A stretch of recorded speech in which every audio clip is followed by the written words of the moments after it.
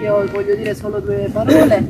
ed sono legati a questi anni 2000, all'inizio degli anni 2000, con questo terrorismo internazionale che ha mietuto milioni di vittime, cominciando dalle Torri Gemelle e dagli attacchi negli Stati Uniti, e per questo comune ha una piazza dedicata ad una delle nostre concittadine che viveva in quella terra, all'eccidio che c'è stato con Nassiriya,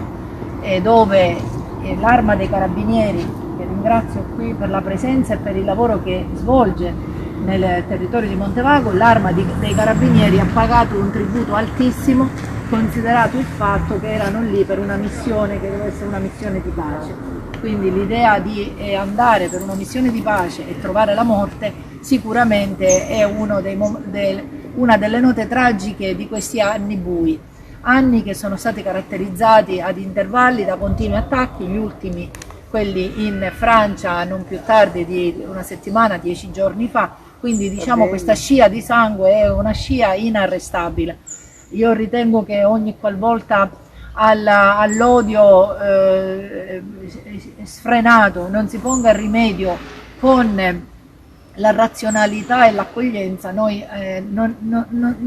l'uomo non uscirà vivo, ecco, da questo continuo conflitto, che è un conflitto di animi esasperati ed esacerbati.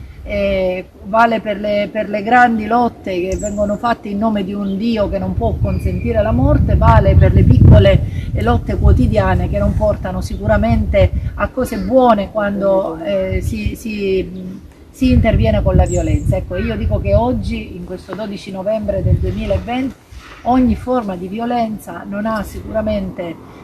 può trovare giustificazione, da qualunque parte e in qualunque maniera nasca e si sviluppi. Questo è il pensiero che voglio dire da sindaco di questa comunità e per questa giornata di oggi. L'Arma dei Carabinieri, devo dire, in quella occasione abbiamo avuto anche carabinieri siciliani che hanno perso la vita, mi viene in mente il carabiniere in Travaia, il cui figlio Marco, come vittima di caduti in missione di pace, oggi lavora per esempio per